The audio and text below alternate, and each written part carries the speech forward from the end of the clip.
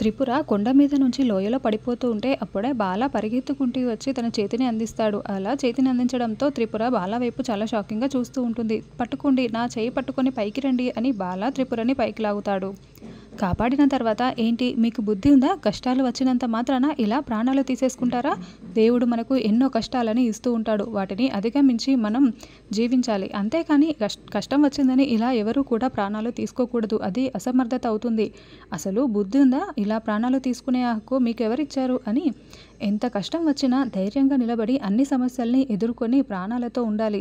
ఇంకెప్పుడు కూడా ఇలాంటి పని చేయకండి అని అర్థమైంది కదా అని బాల చెప్తూ ఉంటాడు. సరే ఏదైతేనేం నేను వెళ్తున్నాను, ఇంకెప్పుడు ఇలాంటి పనులు చేయకండి అని బాల చెప్తూ ఉంటే వెళ్ళిపోతున్న బాలని నేను మీకు గుర్తున్నానా అని త్రిపుర ప్రశ్నిస్తూ ఉంటుంది. ఏంటి మీరు నన్ను గుర్తున్నారా అని అడుగుతున్నారా? నేను మిమ్మల్ని ఎప్పుడూ కూడా చూడలేదు. మీరు ఎవరో కూడా నాకు తెలీదు. మీరేంటి ఇలా అడుగుతున్నారు? సరే నేను వెళ్తున్నాను అని బాల వెళ్ళిపోతూ ఉంటాడు. ఇక త్రిపుర ఏమీ మాట్లాడకుండా వెళ్తున్న బాల వైపు తదేకంగా చూస్తూ బాలతో గడిపిన గత జ్ఞాపకాలన్నీ గుర్తు చేసుకుంటూ ఉంటుంది. తర్వాత త్రిపుర, గాయత్రి వాళ్ళు ఏ నీడ లేక చెట్టు కింద నిలబడి ఉంటారు. అప్పుడే వర్షం పడుతూ ఉంటుంది. ఇప్పుడు మనకు నిలువ నీడ కూడా లేదు. ఇందాకేమో దోమలు కుట్టాయి, ఇప్పుడేమో వర్షం పడుతుంది. ఇప్పుడు ఏం చేద్దాం అని రమాప్రభ, ఊర్వశి వాళ్ళని తిడుతూ అరుస్తూ ఉంటుంది. ఈ ఊర్లో వాళ్ళు ఉన్నంత వరకు రత్నమాల అసలు మనల్ని ప్రశాంతంగా ఉండనివ్వదు. ఇప్పుడు నిల్వ నీడ కూడా లేకుండా చేసింది అని తాతయ్య అంటూ ఉంటాడు. అలాంటప్పుడు ఇంకా ఈ ఊర్లోనే ఉండాల్సిన అవసరం ఏముంది తాతయ్య అని గాయత్రి అంటూ ఉంటుంది. గాయత్రి ఏం మాట్లాడుతున్నావు? మన సొంతూరుని వదిలేసి ఎక్కడికైనా వెళ్తాము అని త్రిపుర అంటూ ఉంటుంది. సొంతూరు అయితే ఏంటి, ఏ ఊరైతే ఏంటక్క? ఇక్కడ రత్నమాల మనల్ని ప్రశాంతంగా ఉండనివ్వకుండా ఎవరూ సహాయం చేయకుండా చేస్తున్నప్పుడు ఇక్కడ ఉండి ఏం లాభం? మనం సిటీకి వెళ్ళిపోయి అక్కడే ఏదో ఒక పని చూసుకుందామక్క అని గాయత్రి అంటూ ఉంటుంది. అవును, గాయత్రి చెప్పింది నిజమే, మనం సిటీకి వెళ్ళిపోవటమే మేలు అని ప్రసాద్ కూడా చెప్తూ ఉంటాడు. అవును, నెక్స్ట్ బస్కు వెళ్దాము, వర్షం ఆగిపోని అని తాతయ్య అంటూ ఉంటాడు. తాతయ్య వెళ్ళాలని నిర్ణయించుకున్న తర్వాత వర్షంతో ఏం పని తాతయ్య? ఇప్పుడే వెళ్దాం పదండి అని గాయత్రి అంటూ ఉంటుంది. ఇంకాసేపట్లో చివరి బస్సు వెళ్ళిపోతుంది, పదండి వెళ్దాం పదండి అని అయితే త్రిపుర అంటూ ఉంటుంది. అలా వాళ్ళు బస్సు దగ్గరికి వస్తూ ఉంటారు. ఉదయం అవగానే బాల లేచి కూర్చొని మెడలో ఉన్న బంగారపు గొలుసుకున్న ఉంగరాన్ని చూసుకుంటూ ఉంటాడు. అదేంటి, నా చైన్కి ఈ రింగ్ ఎక్కడి నుంచి వచ్చింది? నానమ్మ ఏమైనా వేసి ఉంటుందా అని అనుకుంటూ సరేలే అని లోపలికి వేసుకొని ఫ్రెష్ అప్ అవడానికి వెళ్తాడు. ఇక స్నానం చేసి కిందకి రాగానే అప్పుడే యశోద హారతి తీసుకొచ్చి దిష్టి తీస్తూ ఉంటుంది. చూడు, నిన్ను ఇలా చూస్తూ ఉంటే ఎంత సంతోషంగా ఉందో అని యశోద, బామ్మ ఇద్దరూ కంటతడి పెట్టుకుంటూ ఉంటారు. నువ్వు చిన్న పిల్లాడిలా మారిపోతే మీ అమ్మ ఏడవని రోజంటూ లేదు. నేను కూడా ఎంత విలువల్లాడిపోయానో అని బామ్మ చెప్తూ ఉంటే, చూడు నానమ్మ, ఇప్పుడు నేను బాగైపోయాను కదా, ఇంకెప్పుడు కూడా మీ ఇద్దరి కళ్ళల్లో కన్నీళ్లు రాకూడదు. నేను మిమ్మల్ని ఇలా సంతోషపెట్టే పనులే చేస్తూ ఉంటాను. ఇక నాకేమీ కాదు, ధైర్యంగా ఉండండి అని బాల ధైర్యం చెప్తూ ఉంటాడు. ఇదంతా కూడా నాగభూషణం, ఫణి, వాసుకి చాటు నుంచి గమనించుకుంటూ ఉంటారు. అయ్యో, వీడికి ఎప్పుడెప్పుడు నిజం తెలిసిపోతుందా అని, అప్పుడు మనం చేసిన కుట్ర బయటపడుతుందో అని అర్థం కావటం లేదు అని నాగభూషణం అంటే, అయినా అన్నయ్యకి గుర్తుకు రావాలి కదా అని ఫణి అంటాడు. వాడికి ఇన్స్టాల్మెంట్లో గుర్తుకు వస్తూ ఉంది కదా, అప్పుడు కనుక మన కుట్రని బయట పెట్టాడా మనం బయటికే పోవాల్సింది, వీళ్ళంతా మనల్ని గెంటేస్తారు అని నాగభూషణం టెన్షన్ పడుతూ ఉంటాడు. గుర్తుకు వచ్చినప్పుడులే నాన్న, అప్పుడేం చేయాలో చూద్దామని ఫణి అంటాడు. మీ తాతయ్య విషయంలో మనమే తాతయ్య ప్రాణాలు తీసేశామని తెలిసిందా, ఇక అంతే సంగతులు. అయ్యో, ఫోటో వైపు చూస్తున్నాడు, వీడికి ఇప్పుడే గతం గుర్తుకు వచ్చేసిందా ఏంటి అని నాగభూషణం టెన్షన్ పడుతూ ఉంటాడు. అప్పుడే విశాల్కి వాళ్ళ తాతయ్య ఫోటోని చూస్తూ ఉంటే కొంచెం కొంచెంగా గత జ్ఞాపకాలన్నీ గుర్తుకు వస్తున్నట్లుగా తల పట్టుకొని ఉంటాడు. ఏమైంది కన్నయ్య, ఏమైంది అని బామ్మ, యశోద టెన్షన్ పడుతూ ఉంటారు. అబ్బే ఏమీ లేదులే, మీరు ధైర్యంగా ఉండండి, నాకేం కాలేదు అని ధైర్యం చెప్తూ ఉంటాడు.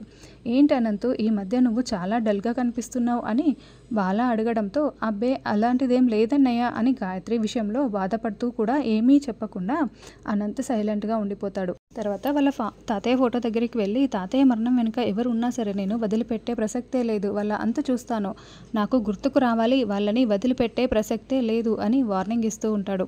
అవన్నీ ఎందుకులే ఇప్పుడు ఆలోచించడం, మళ్ళీ స్ట్రెస్ ఫీల్ అయితే నీకు చాలా ఇబ్బంది అవుతుంది అని నాగభూషణం ఫణి చెప్తూ ఉంటారు. అంతకు ముందు జరిగిన ఫ్లాష్ బ్యాక్ని ఇప్పుడు చూపిస్తూ ఉంటారు. బాల వాళ్ళ తాతయ్య నాగభూషణం ఫణీంద్రని పిలిపిస్తారు. ఏంటి నాన్న పిలిపించారు అని నాగభూషణం అనడంతో, అసలు ఇది బాల కష్టపడి ఇంతవరకు తీసుకువచ్చాడు. ఇదంతా కూడా బాల ఆస్తే. అలాంటి ఈ ఆస్తి అకౌంట్స్లో మీరు ఇన్ని అవకతవకలు చేస్తారా? రేయ్ ఫణి, నీకు బుద్ధుందా? బాల పేరుతో ఉన్న షేర్స్ అన్నీ కూడా నీ పేరు మీదకి మార్చుకుంటావా? మీరు ఇలా చేశారని నేను చూస్తూ ఊరుకోను. వెంటనే ఈ విషయం బాలాకి చెప్పేస్తాను. మిమ్మల్ని ఇక్కడ నుండి గెంటేస్తాను అని వార్నింగ్ ఇస్తూ ఉంటాడు. నాన్న, అది కాదు నాన్న, ఇంకెప్పుడు ఇలా చెయ్యం నాన్న. ఎంతైనా వీడు నా కొడుకు కదా, వీడికంటూ ఒక ఆస్తి కావాలి కదా, అందుకే నాన్న ఇలా చేశాను, ఇంకెప్పుడు చెయ్యనులే నాన్న అని నాగభూషణం వేడుకుంటూ ఉంటాడు. అయినా ఈ విషయం బాలాకి తెలిసి తీరాల్సిందే, నేను చెప్తాను అని తాతయ్య అక్కడి నుంచి వెళ్ళిపోతూ ఉంటాడు. ఇప్పుడు ఏం చేద్దాంరా అని నాగభూషణం అనడంతో, ముసలాన్ని పైకి పంపించేద్దాం నాన్న అని ఫణీంద్ర చెప్తూ ఉంటాడు. అయ్యయ్యో, మా నాన్నని పైకి పంపించేస్తావా? అంతేలే, మన కుట్ర బయట పెడతానంటే పైకి పంపించడమే కరెక్ట్. గెస్ట్ హౌస్ అయితేనే కరెక్ట్గా ఉంటుంది, అక్కడైతేనే ఎవరికీ తెలియదు, కానీ చేసే అని నాగభూషణం అంటాడు. అలా రౌడీలను పురమాయించి మా తాతయ్య గెస్ట్ హౌస్లో ఉంటారు, ప్రాణాలు తీయమని ఫణీంద్ర గెస్ట్ హౌస్కి పంపిస్తూ ఉంటాడు.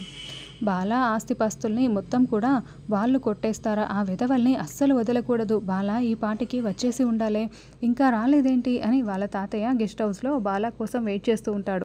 అదేంటి తాతయ్య ఎయిర్పోర్ట్ నుంచి నేరుగా గెస్ట్ హౌస్కి రమ్మని చెప్పాడు, అంత ఇంపార్టెంట్ విషయం ఏం మాట్లాడి ఉంటుంది అని అనుకుంటూ బాల కార్ డ్రైవింగ్ చేసుకుంటూ ఆలోచిస్తూ వస్తూ ఉంటాడు.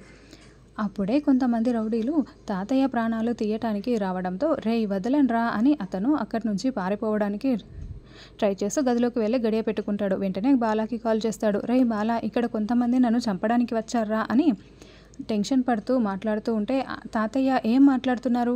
ఏంటి తాతయ్య, నాకు సిగ్నల్ సరిగ్గా లేవు తాతయ్య అని బాలా అంటూ ఉంటే, బాలా, మీ బాబాయి ఆ ఫణి మంచివాళ్ళు కాదు, నీ పేరు మీద ఉన్న షేర్స్ అన్నీ కూడా కొట్టేశారు. అందుకు సంబంధించిన ఆధారాలు నా పెన్ కెమెరాలో ఉన్నాయి, నా పెన్ కెమెరా కూడా ఇక్కడే ఉంది, మొత్తం ఆధారాలు ఉన్నాయి బాలా, ఉన్నాయి. ఇక్కడ నన్ను కొంతమంది చంపడానికి వచ్చారు బాలా, కాపాడు బాలా, త్వరగా రా బాలా అని చెప్తూ ఉంటాడు. అయ్యో తాతయ్య, నీ మాటలేవి కూడా నాకు వినపడట్లేదు అని బాలా చెప్తూ ఉంటాడు.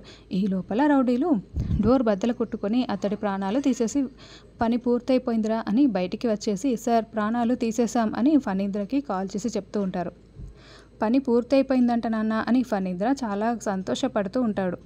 అలా రౌడీలు వెళ్ళిపోయిన తర్వాత బాల వాళ్ళ తాతయ్య దగ్గరికి వచ్చి, వాళ్ళ తాతయ్య చనిపోయి పడిపోవడంతో, తాతయ్య తాతయ్య ఎవరు ఈ పని చేసింది, వాళ్ళని వదలని తాతయ్య, చెప్పండి తాతయ్య అని చెప్తూ ఉంటే, కొన ఊపిరితో ఉన్న వాళ్ళ తాతయ్య అదిగో అక్కడ రౌడీలు అని చూపిస్తూ ఉంటాడు. రేయ్ అంటూ బాల వాళ్ళని పట్టుకోవడానికి పరుగులు పెడుతూ ఉంటాడు. అయితే వాళ్ళు అప్పటికే వెళ్ళిపోయి ఉంటారు.